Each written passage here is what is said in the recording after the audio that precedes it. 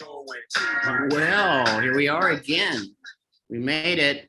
Let's see if I get all my ducks in a row here. Yeah, so anyway, live from Miami Beach, here we are again. Our tourists won't leave. We're on the inside, we're crying. So they just won't leave. I don't know why. I think it got in the news that Miami Beach was anything goes, and it sure looks like that. So anyway, we're hoping they'll all kind of get the hell out of town here in the next little bit. So update, I only lost a half a pound this week. I'm really pissed about that. But that's, so I'll do carb cycling, which means that I will change to one meal will just be carbohydrate. And then I'll go back to low carb or zero carb is what I usually do. So 30 pounds down, got another 15 to go. So keep me honest. But I did have to tell you, it's only half a pound. I'm pissed about that. But I do have new jeans and I also have a different shirt. So that's different. But that's not what you came here for. That's just for my updates to you. The next class we have in Palo Alto will be in August. Yeah, carb loading is what it's called, right? And so classrooms open now, which is really good. They're open both here in Miami and there. So that's kind of good. Getting that all streamed back up again. And let's see, the next class we have is going to be July. I forgot the exact date. Well, at the end of it, I'll tell you. But we have some availability in that. So that's going to be live in Miami and also online. We do a lot of that, remote learning. It seems to work out pretty well. And then it does cost a lot. It cuts a lot of cost if you're not going to fly with us. If you're flying with us, it kind of makes sense to come because then you can you fly in the morning, right? So you sort of get that out the system. All right. So today, what I want to talk about is aerodynamics. It's one of those subjects that we've talked about it before, but it's one of those subjects that people struggle with all the time. And the reason people struggle with it, I think, is because they try to complicate it and they try to make it aeronautical engineering. And I'm here to tell you that in the Airplane Flying Handbook and the PHAC, Pilot's Handbook of Aeronautical Knowledge, and every other AC that's put out by the FAA, they're not interested in aeronautical engineering in that side of in a pilot training. Because the whole reason we want to understand about aerodynamics is not to be aeronautical engineers. The reason we want to understand about aerodynamics is to be able to understand what's happening in an airplane and actually be able to anticipate what might be dangerous, counterintuitive. There's a lot of things that are counterintuitive, in particular with aerodynamics. So I had a 15-year-old student named Zach once who was just doing flight training, and that's all they kind of want to do. 15 is kind of all you really want to do, right? You want to do more schoolwork. And then he actually attended our private pilot class, and at the part of the aerodynamics, he said, I was such a fool. As a 15-year-old kid, what he said, I was such a fool. He said, for flying this airplane, I really couldn't solo. He says, and not understanding what I was doing. He said, I was just manipulating these controls. I don't know what, I really didn't understand it. He says, and now I understand that certain things I was thinking about even doing might have even been dangerous. Now, this is from a 15-year-old kid, right? Who's quite brilliant, I might add. Goes to USC now. So this is why we want to understand aerodynamics. And we want to understand it in such a way that it can be meaningful to us, meaning that we have to be able to use the principles that are there. Whether they're 100%, 1000% correct, it almost doesn't matter. What matters is that we latch on to a way of teaching or these tools in such a way that we don't get ourselves in trouble, right? And we understand what's going on. So that's where we're going to start with that. So what I'm going to tell you is all true, but it's like when we teach. So I taught electrical engineering, this kind of thing, right? Basic electricity, all that sort of stuff, and we use a water analogy that kind of works for us, right? Like there's a pump and that's electromotive force, pressure, right? Then we talk about the water, that's current. And we talk about a spigot or a faucet, that's resistance. And so we can kind of tie those things together. And in a lot of ways with aerodynamics, we have similar things that we can sort of latch onto that work for us at subsonic speeds. When we talk about supersonic speeds or that above Mach 1, then we have to talk about compressibility and all sorts of other stuff that's kind of way out of the scope of what we want to do. So now we would just consider air to be non-compressible. So, but as we get farther up in speed, we got to talk about things differently. That's different. So okay, so what we're going to do on that is I'm going to start off with just basically the way I do this in our CFI class. So what I'd like to do is talk about, bring up the iPad here with the pencil. Just 1 second. That thing going. Take me just a second. It's been on the charger, so it's good now. And that's what I use in class as well. I use an iPad with something called PDF Expert. And then I share it with everybody, so everybody sees the same thing. So if you're ever in one of our classes, whatever you see it on, if you're in person, you see it on a 65-inch monitor. I don't use a whiteboard. And the people at home see the exact same image, so in the same resolution. So that is by design. So I'll show you kind of what it looks like. So we're gonna look at it like this. And then I'm gonna use this little app here called PDF Expert, which is this thing.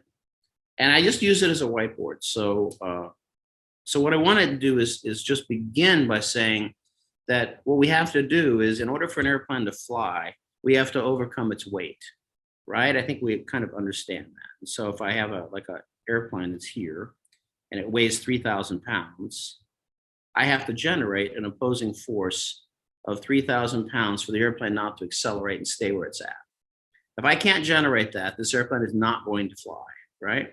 So that's the first fundamental thing we have to understand. So this force is weight, of course, and this is in aviation terms called lift. So then the matter is, weight is already taken care of, right? We don't have to worry about that. Whatever the airplane weighs, and you weigh, whatever you put in it, that's force of gravity downward. That's it. But lift is something we have to generate. And so how do we generate lift is the first question. So there are two general forms of doing that. And I'm also going to scare you because I'm going to write the lift equation down, which you're really going to hate. But you'll love it, because if you're a flight instructor, you use it all the time.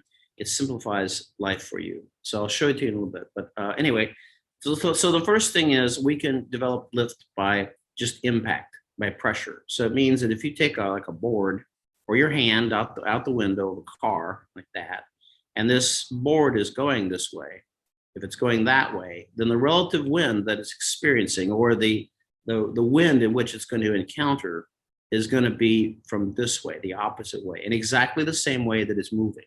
So its flight path, in this case, I would say, if I were like just saying what's its flight path, the flight path of this board is directly across the screen like that, right? But it's tilted up, right? It's not flat. So, but its flight path is that. And the flight path is a very important thing to understand. The flight path is the way something is going, not the way it's pointed. So the relative wind is always opposite to that, which is that black line. So what then happens is, of course, then we generate a force, right? So we get impact pressure into this board, bang, like a snooker board or a pool table. And the angle it comes in and the angle it does, and the reactionary force is that way, right? Which then resolves into two little components. And the first one is some part of that goes up and some part of that goes back, right? So when you stick your hand out the window, it doesn't go straight up, right? If you haven't noticed, right? The flight path is straight because you've got the car moving forward, but your hand actually goes up and it goes back. And if you have enough of that impact pressure or enough force, you can make anything fly. That's how come a toilet can fly if you want it to, a cow can fly, alligator. We had during the hurricane season here a few years ago, there was these alligators, and they're not around here. If you come to Miami looking for an alligator, you're not going to find one. You find iguanas, but you don't find alligators. Why? There's not enough food here. They need a lot of food. So anyway, all of a sudden people find alligator in their backyard. Like, what in the hell is going on? Well, the alligator got picked up and got moved over from somewhere because of this effect, right? It didn't generate lift on Bernoulli. It generated lift on impact pressure. So this is the first thing we can do. And this explains why a symmetrical airfoil, one that doesn't have it has cambers equal on both sides, can actually work. So the other way we can generate lift is by principle, right? And it's just this. So back in the day, remember that in Europe, in the 1600s, 1700s, only the rich kids went to college, right? Because they didn't have anything else to do. So they said, "Oh, you go off and go to college, right? We'll pay for all that. Family got $1 billion, whatever, or something. We go think." And so the Bernoullis were one of those families, the Gausses, all Euclid, all these, all they had to do was just think. And so they went to college and they thought. Michael Faraday comes to mind, a bunch of people. And so so Bernoulli there was a bunch of them. The Swiss one, the Swiss Bernoulli, was the one that we tend to associate with something called Benoullis Principle, which is an observation he made.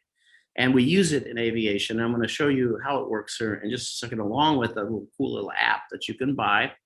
And for those of you who go to the app store and you see something that costs like $5 and you freak out, stop doing that, right? It's really, $5 isn't a lot of money. $10 isn't a lot of money. If it is, you're in the wrong business. This aviation stuff will bring you to your knees. So, when you go, if it looks like it's a good tool, and I'll also show you at some point, I've already shown the previous power hour, the stuff that we actually use. But when you go to the App Store and you're looking for this product, it's going to be called Wind Tunnel Pro, and not the free version. That one doesn't do anything. You want the paid version, but it'll actually show it to you. But let's take a look. So I'm going to draw a cylinder here, right? Let's do that. That thing going. Hello. So this is just a tube, garden hose. I don't know which one I call it, whatever it is. And if you put water into this thing, or air, or whatever you want to put into it, if your expectation is that whatever you put in will actually come out at the other side, if that's the idea, and there's going to be no toilet backed up here, right? In other words, there's not going to be no backup. Everything you put in is going to be going out. That's mass flow, right? And what that means is Bernoulli made an observation, and his observation was, if I measure the pressure and I measure the velocity and the temperature, those things were made constant throughout this tube. So PVT. So if I measure the pressure, which is the force exerted sideways in the tube in this case, the velocity is the direction and the speed, and the temperature, right? Those things are all related, and they're proportional. I'll show you PVT on the other side. So if I measure that same thing, result would be the same here. It would be the same everywhere through the tube. And this was the first thing. And so then the next thing we have to understand is, what if I restrict the tube? All right, now we have a little different situation. So let me make a restriction in this tube with a different color. So maybe blue. Blue sound like, it's like a blue day today. Blue. Oh, for carb loading, by the way, I'm going to go have a beer. I'm going to have a beer today. You know how long it's been since I had a beer? God, it's in February, right? Yeah. Okay, now I'm restricting the tube. So now what happens is there's a restriction. And so this stuff that's entering, whatever it is going to have to get through that restriction and get to the other side if I want the toilet not to back up, right? That's what I say. So what needs to happen is, when this fluid gets to here, it's going to have to speed up to the restriction. That means its velocity is going to have to increase. And the relationship between PVT remains always the same. So that means, in order for that to have happened, the pressure must have fallen. And we can talk about temperature, but temperature also falls. But that's really only useful when we talk about like carburation and other sorts of things. So we're kind of going to take the T out of it today. So, and then finally, when we get over here, the PV relationship will be the same, right? And so this means that if we put a restriction into something, that whatever water or whatever fluid needs to go through there is going to have to speed up to do that, and it will cause a decrease of pressure. So this is Benoullis' observation principle. And I think we can begin to see that with this next little app I'm going to show you now. So let me go off that and go over here to our stuff and get onto that. And then I'm going to open up an airflow. Now I'm getting all excited because you see that, right? Everybody always gets excited when what the hell is that? So this is a simulator, of course. And maybe you can see that the airfoil, in each case, this airfoil is going directly from the right-hand side of the screen to the left-hand side, or I don't know which, maybe it's oriented opposite to you, but it's basically going perpendicular to the top of the screen, right? It's going that way. And you can see that the air on the top is actually traveling faster than the air on the bottom. And the reason it's doing that is because it has a longer path, right? And so if I were to go back to my drawing, then after you can kind of see this is happening, what happens if I could just make the hump steeper? So you see that this airfoil has something called camber, right? So camber is the curvature of the wing. So it's on the bottom, it's kind of flat, but on the top, it's kind of curved, right? And it's that way for a reason. And Cessna, Piper, all they use a cambered airfoil. Some aerobatic airplanes, like the Pitts, they don't have any camber. They're the same on both sides. So the air would not flow any differently on top of the wing. So that's why it flies equally good upside down. Whereas this airfoil is not going to fly very good upside down because it's going to want to generate lift downward now. So with this speed, with the air going over the top of the wing, it generates more low pressure on top of the wing than it does in the bottom. And that causes then a force to be created from the bottom of the wing to the top of the wing. So let's go back to my little drawing first. I think it's worth like getting rid of this, and then sort of we can see that restriction and kind of think of that as the airfoil itself. And so let's do this, right? Let's draw another wing here. And we'll sort of draw it a little more three-dimensional, right? It's kind of like that. And so what you can see is that the wing is moving across the board this way, it's fine. And the air is then going across the board, across this wing like this. And it's moving at a faster speed than the bottom. Well, you can't see that, what happened there. Let me reshare this. Give me 1 second.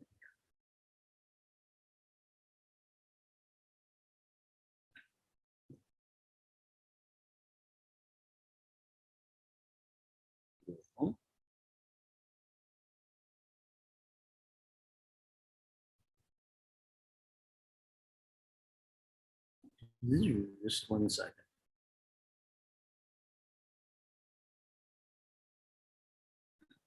And while we're at it, we're reformatting all of our documents, and they're kind of, if you have CFI Gold or whatever, they kind of look like this now. So we're in the business of doing all that. I'm going to close this out for a second because somehow it got corrupted there, and then we'll go back to it. I can always use the simulator, but it's better if I do it this way.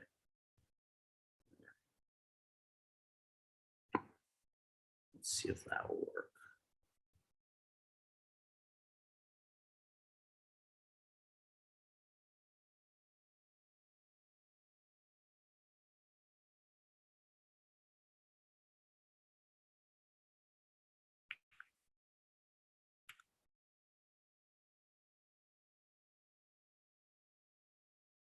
Okay, let's give it a go here. All right. So here's the airfoil, right? And like that. And you see the wind that will go over the top of it. And so what generates then is higher pressure on the bottom than lower pressure on the top. And so then there's a force, obviously it's going to be generated upward through that because high wants to always fill low. If you don't believe that, then like that's why we have wind, because there's high pressure one place and low pressure somewhere else. A battery doesn't want to stay charged, it wants to discharge, right? Everything wants to be equal. That's the whole idea. So this is the force called lift. And if you can see, it's going to be a function of how fast this air is traveling across the airfoil. That's the first thing. So I'm going to begin to write out the lift equation here for you, which is going to scare you for a moment, some of you, but don't fret. It actually comes out from a series of differential equations, which are kind of, lift is very complicated, but it can be simplified in a way that we can use it as a flight instructor, as a student. So lift, you want to calculate the lift on a wing, it's going to equal to rho, which is the air density. So air has particles and density to it, right? So means that we're not living in space. So we have particles and we have things that are in the way, right? And we have mass. So that's the air density. And as we go higher, we get less and less dense. So the higher we go, the less density we have to work with. Therefore, lift is going to be harder to create, right? So we have that. And then we also have the square of the speed. So that's the speed multiplied by itself. So that's a very efficient way of generating lift. The faster we can move air across the top of this wing, the more lift we get, and we get it quickly, right? And then we have the surface area of the wing, how big the wing is. Like you can see in my example here, this kind of a fat wing, you know, it's kind of biggish wing, and the bigger I make it, the more lift I get out of it. There's consequence of that, which we'll say in a second. And finally, there's this other thing called CL. It's called coefficient of lift. And what it has to do with is two things. The first thing is the actual design of the airfoil.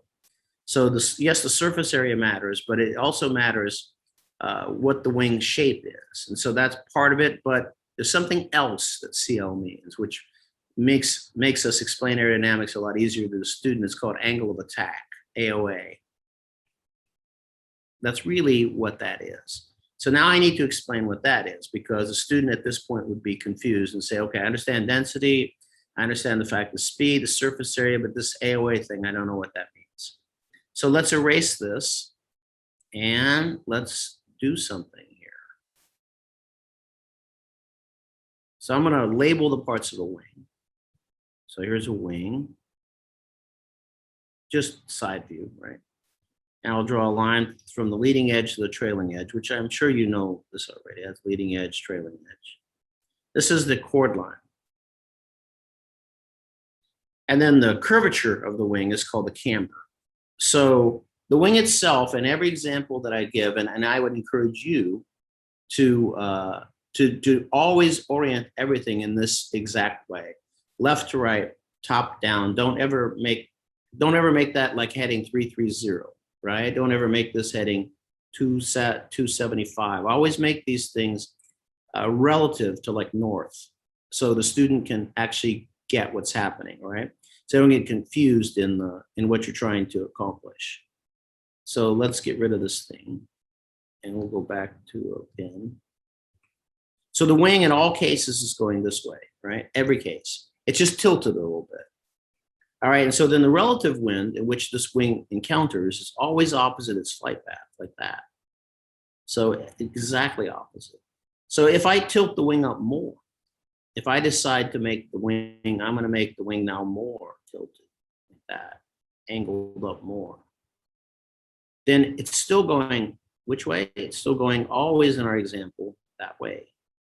So relative wind is always going to be opposite the flight path. And so now what I hope you see is that this is actually the angle of attack, the angle between the relative wind, its flight path, and the chord line. And in this case, you can see that the air is going to have to go across the top of the wing. I did it again. Yeah.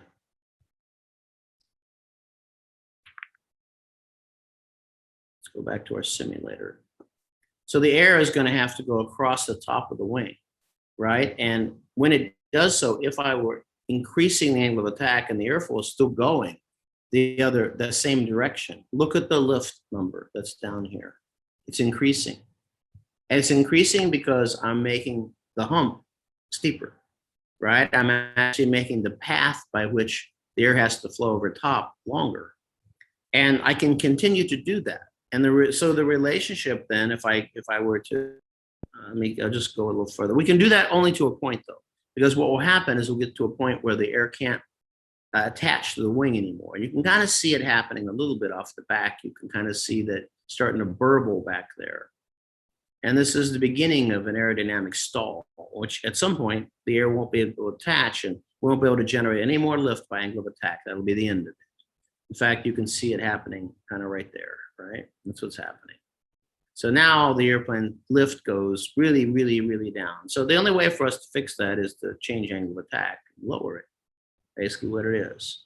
All right. So let me go back to our image here.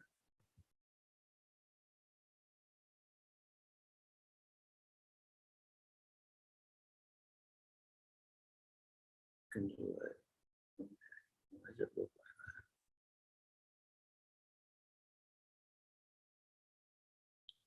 So that in essence is how we can generate lift. But so that's that part. Now I want to talk about something else called drag. Drag's a pain, right? Because we have an atmosphere. So this is XY axis, by the way. I'm just going to put drag over here. I'm going to put speed here. And I just like to use simple terms because I find that students, if you say true airspeed or you say or whatever you put, I think that they get confused in the terminology when we're just trying to explain something. No, it's not available only on the App Store. So it's $10. Plunk it down, get it, you need it. Okay, so anyway, there's that. So I like to use simple terms. So let's talk about this. So the way I like to describe drag is in words, right? So I want you to think about your car, and I want you to think about driving your car, and as you want to go faster, you push down on your accelerator, right? And as you do that, what you're doing is you're causing the car to move forward or back, whichever way you're going. But all those air particles that are out there that you can't see are in your way. And your car has to occupy that same space. It's got to move all that shit out of the way for you to be able to be in that new place. It's the same thing if you were chest high in a swimming pool and you're trying to run in a swimming pool.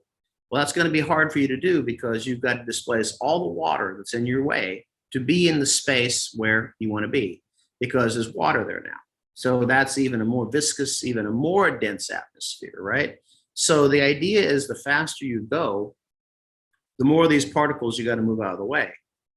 And there'll be a point at which you don't have enough energy in your body, or you don't have enough muscle power, or you don't have enough horsepower, or you don't have enough thrust, nice word, to overcome that drag, right? You can't go any faster. And that's as fast as you can go, right? And so the other way of thinking about this is that, energy can't be created nor destroyed, right? That's the basic concept. So when your body or your car has energy, and when you impart, you're banging into these molecules or these particles that are out there, you're imparting that energy into those molecules or those particles. You're taking some of your energy and you're giving it to them that had none before. And so then they can move out of the way, preferably, right? That's the idea. So then from here, you should be able to get the idea that the more streamlined we could make something, the less of that we'd have to worry about. So if we could make a razor thin wing, then wow, we could go pretty fast, maybe generate a lot of lift and not a lot of drag, because the surface area, that the number of particles that we have to move out of the way ain't so much, right? And so, yeah, there are design compromises there. There are design compromises that have to do with, the structure of the wing and various things, but that's the idea. So, and you can also imagine that we have to have a propeller. We have to have, some airplanes need struts. Some airplanes got to have a place to put the engine, so there's a big nacelle on the front, you're cowling, right? And you've got to have pieces to make the airplane fly. So all those things are going to encounter these particles. And the faster you go, the more of it you get. So it basically means that if this is zero drag, basically means that the faster I go, the more drag I get. And it goes up at the square of your speed. Now, does that really matter? No, you can just put the line down and say it just goes up. The faster you go, the more it goes. All right, but there's another thing that makes flying very counterintuitive, right? And it's called induced drag. And induced drag is something that every CFI class I have, every one I teach, I always ask the student, what is induced drag? And they always tell me the same thing. They give me the FAA test question, which is what I think the FAA test knowledge test is a complete joke, right? It's not a test if you know all the test questions and answers, right? Like people say, I've already taken the FOI. Well, I say, what do you know about the FOI? Basically nothing, right? You memorized a bunch of things. And this is the same thing. So I say, what is induced drag? And they say, it's a byproduct of lift. And I'll say, well, what does that mean? And they'll say, I have no idea, right? So this is something that makes flying counterintuitive, because here's something that we have to be able to get across to our student at some point. And also our little lift equation is going to help us with this here in just a second when you get a chance. But think about this. If you want to go faster in a car or a bicycle or whatever it is that's propelling you forward, you pedal faster or you push down the accelerator, and there'll be a point where you can't go any faster because you don't have enough horsepower. You don't have enough transmission to the tire to overcome the drag that you could encounter, right? And that makes sense. And then if you say, we want to go slower, I take my foot off that pedal and eventually I'll get down to speed zero. And that's kind of the way it works. But in an airplane, we have something interesting, right? If you want to maintain the same altitude, this is only if you want to maintain the same altitude, and you want to go faster, then you simply add throttle, just like a car. You stick the throttle in, and the more you stick the throttle in, the faster you go. But if you want to go slower, you pull the throttle out, and that makes sense too, just like a car. But there comes a point where if you're going to go slower yet, you got to push the throttle back in again, right? And sometimes it has to go all the way to full power again to go slow, to even go slower. And for students, this is very counterintuitive, right? Because it doesn't make any sense. And that's because of induced drag. And so that's the next thing that we need to approach. So let's look and see how that works. So what is induced drag? Okay, it's a byproduct of lift. Everybody can answer that FAA test question, right? Let's get rid of this. I'll show you 2 ways by which you can do it. You can see it. Looks like it loves for me to make a new PDF each time. Okay, let's let it happen then. All right, so induced drag then is explained by, we can explain it by this. Put a pen down here. So in this particular case, it's not 100% right, but let's just say it is. Weight opposes lift. And again, if this is 3,000 pounds, then this is 3,000 pounds. The airplane stays where it's at. It doesn't climb, it doesn't descend, doesn't accelerate in that direction, right? But when you start putting angle of attack on the wing, you start creating induced drag, right? And the reason you're creating induced drag is this reason. Let's tilt the wing up. Here's the chord line of the wing. Again, the wing is always going this way, right? Now what happens is weight's still acting downward, but total lift is acting now this way, right? And from our hand out of the car example, some part of that is holding us up, and some part of that is pulling us backward, and that is induced drag. So the part that's pulling us backward is contributing to total drag on the wing. The more we tilt the wing up, and we tilt the wing up, now we have more, you can see that the backward component gets bigger and bigger and bigger. So that's the first thing that we can explain. The other way we can explain it is maybe a little easier for people to understand, maybe, but let's look at it. It has to do with wingtip vortices, so which is also true. So let's put a wing down here. Here we have a wing, and then we have air that's going to flow over the wing. You know that the high pressure on the bottom of the wing wants to get up to the low pressure on top of the wing, but it can't over here, right? Because there's no way for it to do it. The airflow is moving. But at the very end of the wing, the high pressure can try to get up to the low pressure in this general direction, right? It can do that. Or the other way, whichever way it might go. And so it can actually get up to the low pressure. And so this creates a vortice. And of course, the air is moving, the wing is moving, so it creates this big vortice, which washes out this part of the wing. And also that vortice didn't get created for free. It costs energy. That costs money to thrust. That costs something to generate those vortices. And so you don't get the vortices generated for free either. So the more angle of attack you have, the bigger the vortice, meaning the more energy you have to put into that, which means the less you have to go faster. So that's another way of thinking about induced drag. And so then when we put these things together, we do that finally.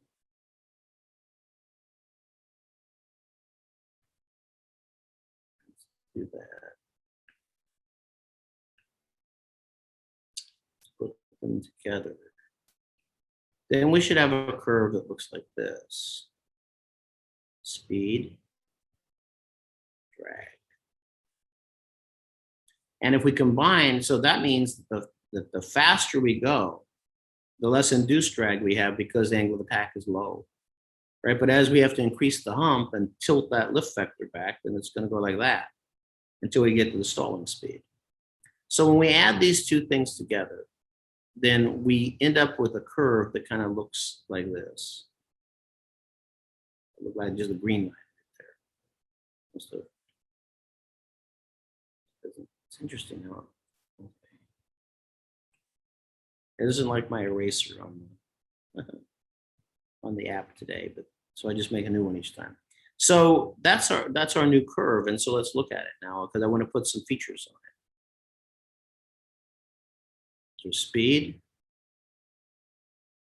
and there's drag. And so the overall curve now looks like that. Right? And so you can see there's a point where we have minimum drag, it's right there. That's the point where we have the lowest amount of drag.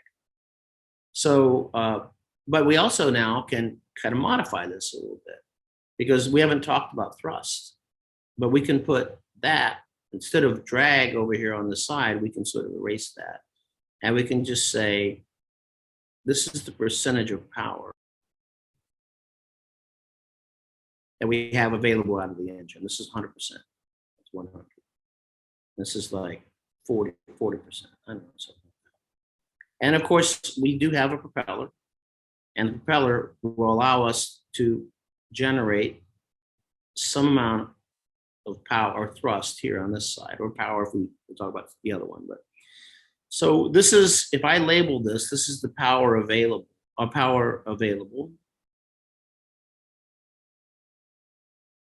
and this down here, this black part's the power required to stay level flight, to stay in level flight. So what should come out of this to you, what should be starting to be apparent is, if I'm here at that speed right there, that's as fast as I can go because I don't have enough horsepower. Somehow I don't have enough power to overcome drag anymore. Also, I can't climb because I don't have any excess power. Can't do anything. All I can do is go this fast. And if I look here at this speed, this is as slow as I can go because I don't have any more available power to overcome the induced drag. And if you look in the middle here, this is the point where I need the absolute least power, right? This speed is the best glide speed. If I look at, like, I don't know, anywhere, like here, at this speed, I can go that fast and I can climb because I can use this excess power to climb on. And if I then finally look this whole curve and I say, what's the biggest gap between the power that I need and the power that I have available, that's the best rate of climb speed because that will give me, I have the most power so I can climb, right? So that's where I have the highest rate of climb. The angle is different. That's a different conversation that we'll have later. So the last things I want to cover, and I think I've sort of beat that to death, is the forces in a climb and a descent and a turn, and then we'll end up on that. So I don't have enough time to cover stability, which do that at a different time, but this is fundamental kind of concepts. So when you're climbing an airplane, when you climb, here's your airplane that's climbing. Like my stick figure diagram, weight acts downward, right? And total reaction or lift acts this way through the roof of your airplane. And some part of that holds you up, and some part pulls you back. And that's called the rearward component of lift that's actually acting rearward.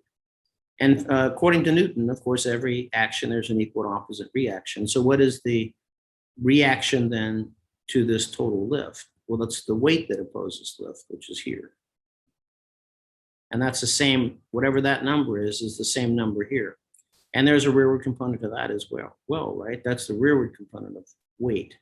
And those two things, this one and that one, contribute basically to drag to slow you down, which is why when you climb, you will slow down if you don't add power. And it's the same is true with the descent. If you're in the descent, weight's still acting downward. But now there's a component of lift that's acting straight to the window or to the top of your roof. It's like that. And some part of that's holding you up and some parts acting forward. So the forward component of lift. And there's also, if this is a total lift, there's got to be an opposing force, which is here. And that force then causes a forward component of weight, which then adds to the equivalent of thrust, which is why you speed up when you go down. Okay, so that's those two things. And now the last things. The last thing is the forces in a turn, which seem to give people, I know, a hard time.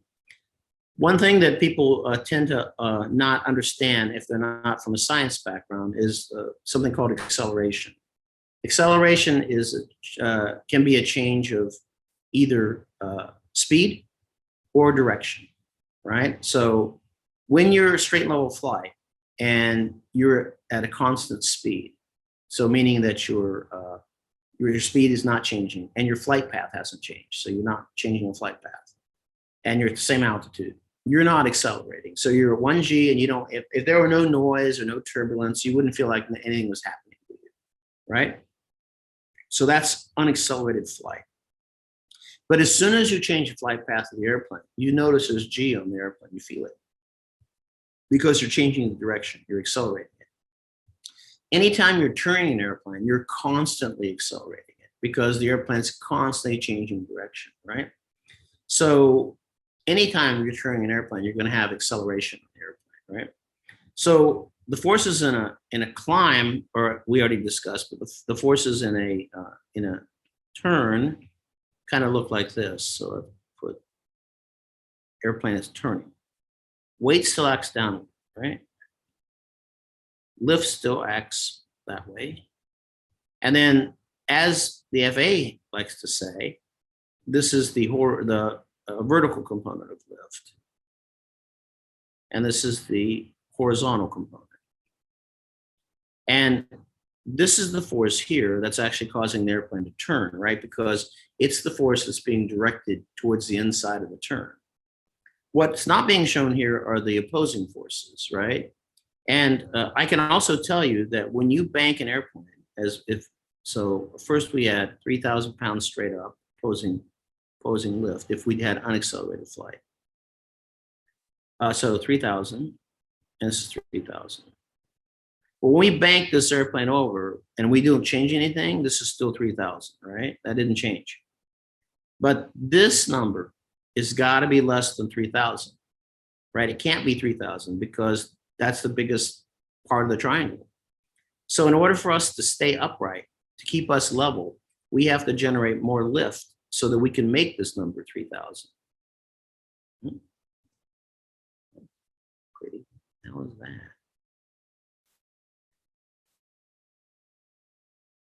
So we have to be able to make that number 3,000. And so, oh yeah, so let's do that. You won't see that.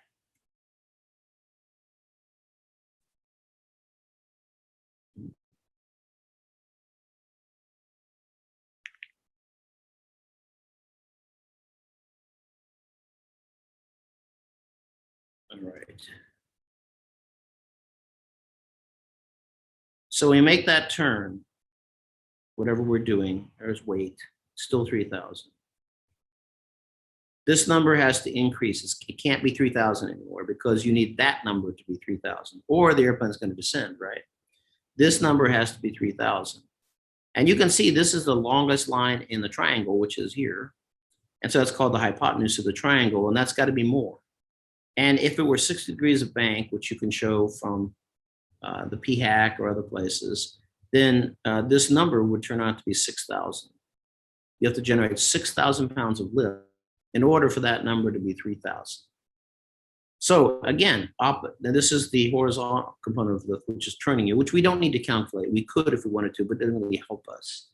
But this force is really called centrifugal force. It's centripetal, I think you call it here, and it's centripetal force. The force that balances it is centrifugal force, this one, CF. It's reactionary force to CP. So it's the force you feel like in a car when you go around a turn because you have force being directed towards a turn, but you're going the other way, right? It's Newton's third law again. But you also have a force that opposes that big old thing there, right? The big old lift you're generating. And that's the weight that opposes lift, which is called load factor. And it's also 6,000. And so what it means is that the wings have to generate 6,000 pounds of lift in order for you to maintain level flight if the airplane weighs 3,000 pounds. So therefore, you put 2G on the airplane in that turn. If you skid or slip, then either this force is more or this force is more. Those forces need to be balanced. And so then the last thing I would say before we conclude a little bit is that coordination. So this seems to be like, I'm going to turn off the screen share so we can just talk about that briefly. So coordination. So what I want to say about coordination is I hear that word a lot, but I don't hear a lot of people really know what it is. In England, it's called balance. You say the airplane's in balance or check your balance, right? Which seemed to me maybe makes more sense, less sense, but here's what it means. If this is the airplane, my pen, and it's got a nose and a tail, right? That's its tip to tail. It's longitudinal axis. If that is constantly aligned with the flight path of the airplane is coordinated. So the flight path is the way the airplane is going, not the way it's pointed, the way it's going. So if I'm going straight like this towards you, the flight path of this airplane is straight. And if my tip to tail is in line with the flight path, this airplane is coordinated, which means it's not slipping and not skidding. But what if this happens? If I go like that and the airplane gets knocked off the side a little bit like that, but yet it's still going that way a little bit. Well, now its tip to tail is not aligned with its flight path, and it's going to, in this case, it's going to skid. So, and in a turn, it will be the same thing. If you think about a turn, the flight path that's being described by the turn is a function of the bank angle and how much horizontal component of lift is in there. If the airplane's nose is pointed outside of that circle, that track, it's slipping, right? And its tip to tail is not aligned with the flight path. If you put too much rudder in the other way, then the nose tip to tail is inside of this flight path and it's skidding. So, and I find people have the hardest time with that. And then you say, well, how do I know? And most of you in the class, as soon as you say it, I want to murder all of you who say it. You say, well, you look at the ball. And I say, well, if you have to look at the ball to see what to do, the yaw has already happened. You've already let it happen. So you're putting a reaction to something you should have prevented in the first place, right? Under IFR, it's a little different. But under VFR, you can take that thing right out, just throw it out the window, get rid of that thing, right? Because it's not helping you. Step on the ball. Whoever said, I want to just crush that person who said that. I mean, if you have to step on the ball, it means you didn't know what to do in the first place, right? You let it happen. So the idea here is not to let it happen. So the way you not let it happen is this is how you have to do it. And except for, no, we're not talking aerobatics. We're talking about 3 cases. So if in all cases that you're flying, transport or training, and you're doing any maneuver, you pick which one it is, unless you're doing a crosswind takeoff, a crosswind landing, or a slip of some kind, you should be straight up and you should not be moving left or right at all, right? If you're moving left or right in your seat, you're doing it wrong. That's how you know you're coordinated, because that means CF and centrifugal force and centrifugal force are balanced. Horizontal component of lift and centrifugal force are balanced, right? The only way you're going to develop a sense for that is to try that and keep trying that.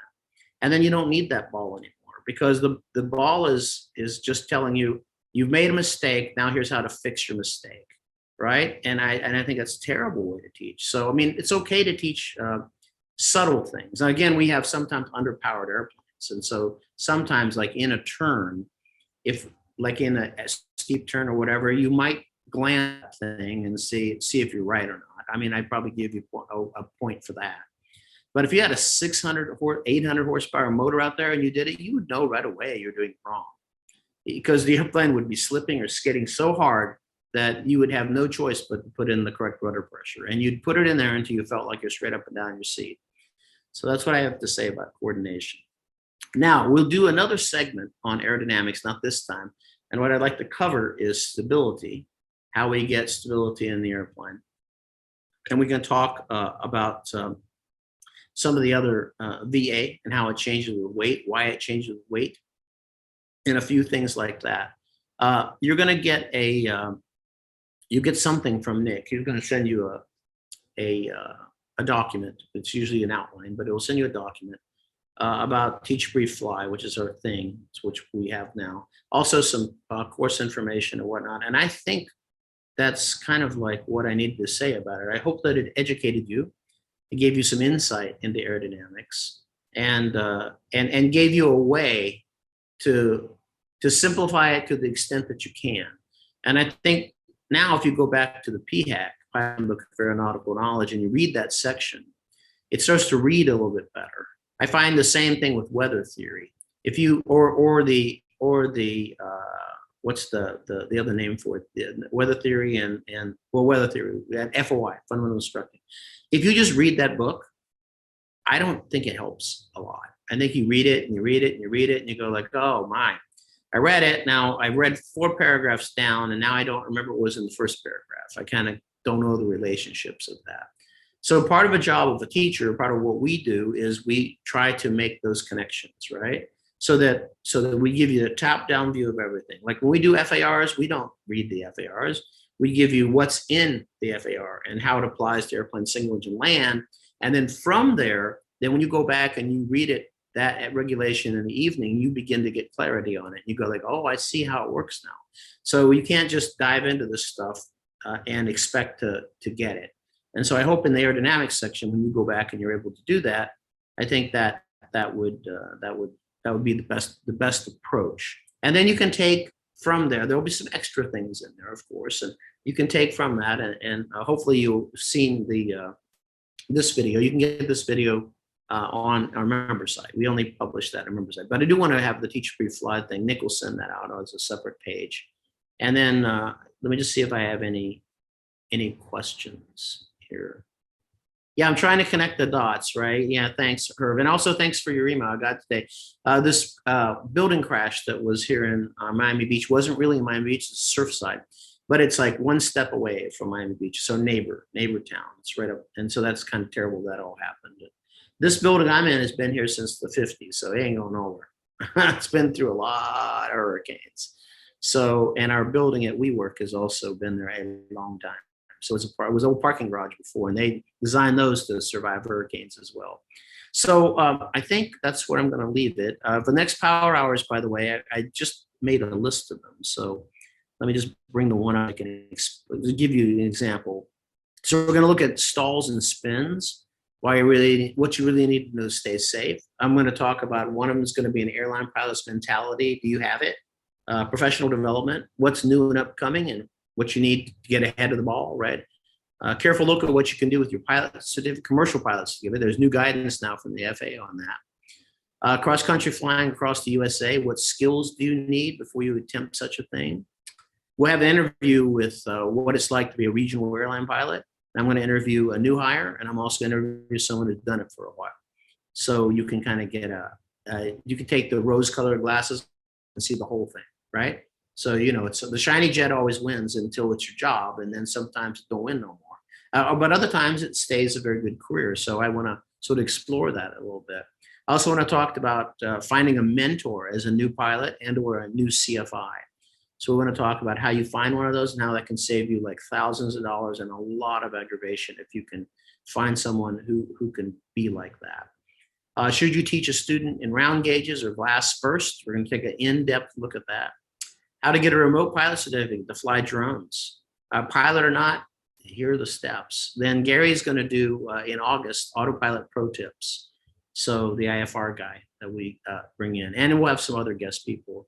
And then we're going to look at an in-depth look at some of our stuff and what things might help you. And then finally, I got a pilot deviation, which is basically the FAA is going to violate you, what to expect, what to do, and some good advice on that. If you don't belong to AOPA and don't have AOPA as legal services, you are absolutely crazy. So that's if you do nothing, you spend no other money today, go get that if you're a CFI. The pitfalls of being a new CFI. Yeah. You know, also, I'm going to save the chat. So if you have things that you would want us to talk about or go, then send those to me. You can send it Mike at cfibootcamp.com. Or we also, screen is not sharing. Okay. Then, it's just, I think this is me probably. So let me just put up here. So if you have other things that you would like for me to talk about, or you think to be good topics, let's do that. I'm all for that. We always need new content. And I don't always need to be the one to direct the content. You know, it can be whatever we want to talk about. And if I don't know it, I'm pretty sure I can find people who do, right? I'm pretty well connected with all of that. So I think with that, I'm going to have to say see you later because I got shit to do. And we'll talk to you next week.